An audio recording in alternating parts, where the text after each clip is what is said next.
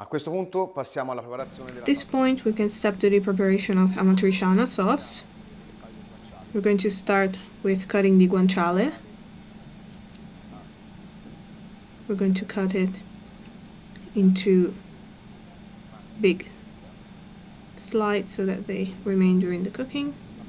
I also use the skin of the guanciale to give more flavor, because it is a prolonged cooking of the sauce and it will give more flavor, and so we will remove it when the cooking is almost finished. Let's cut our guanciale into little pieces.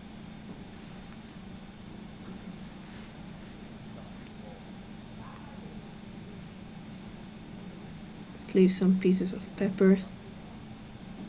And we're going to put it in a casserole, turn the heat on low. I'm going to add some oil.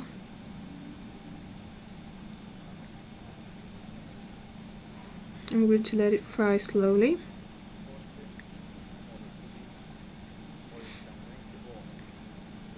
I'm just putting a little bit, just to not, a little bit of oil, not to let the guanciale stick in the beginning, otherwise it burns.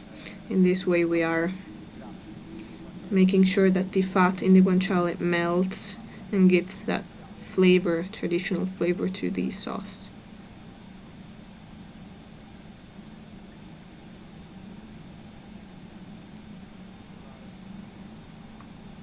Starting to roast.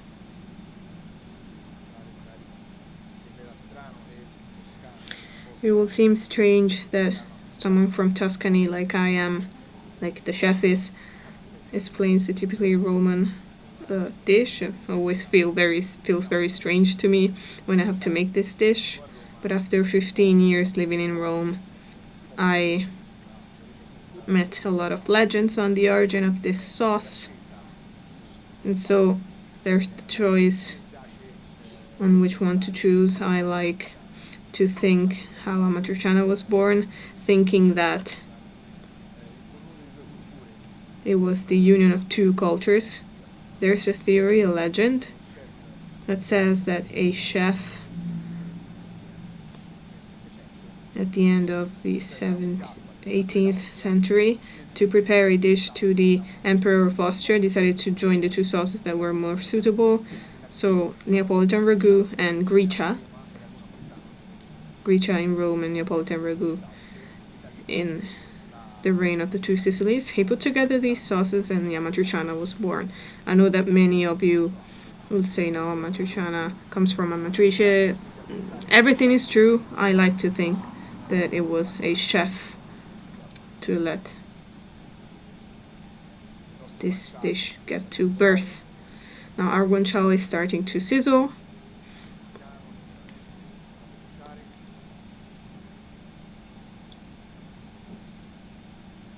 Slowly, without letting it burn.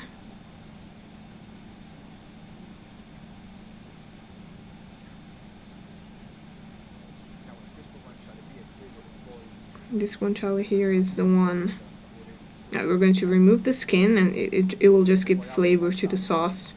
We'll use some more guanciale and we will make the actual pasta. We will fry some more guanciale, add the pasta, and then we will season the pasta. So we're going to put the tomato sauce.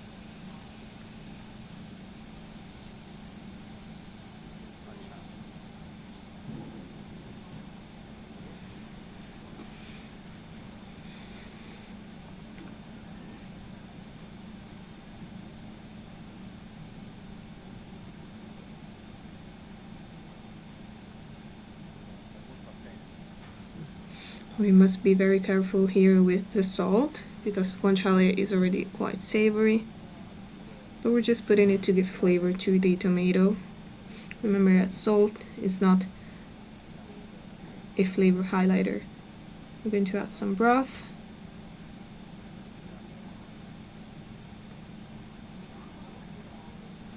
We're going to bring it to a boil.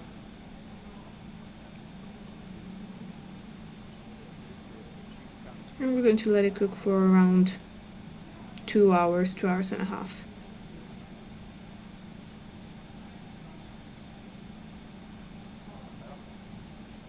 Now we can lower the heat and let it cook. Let's now step to rigatoni with amatriciana sauce. So we're going to put the guanciale to fry.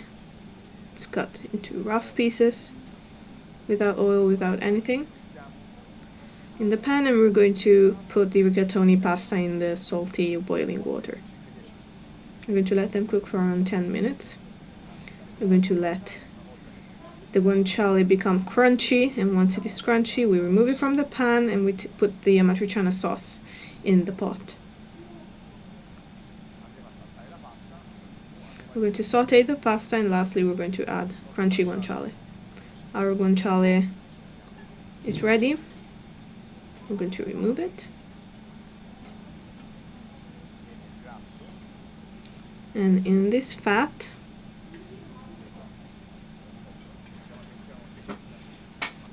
we're going to add our amatriciana sauce.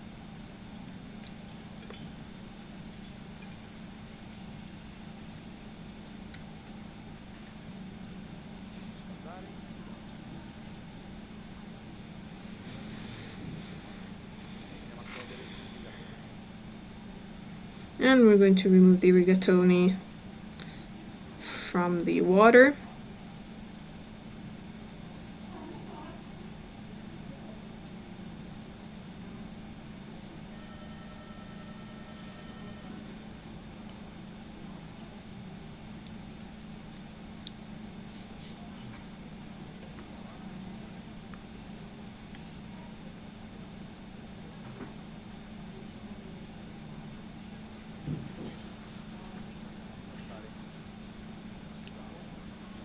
And we can saute our rigatoni.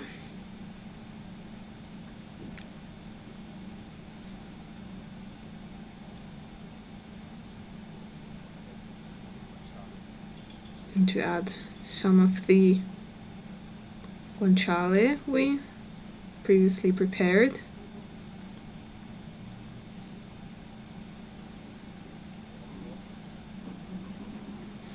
Flame off, adding some pecorino.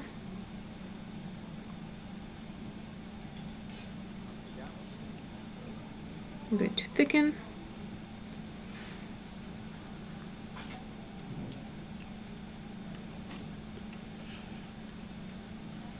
And we're going to plate up.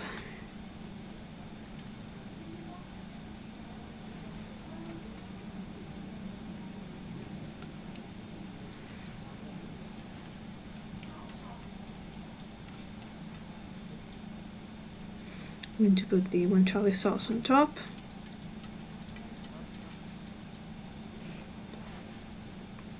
And I'm going to finish with some pecorino and some pepper.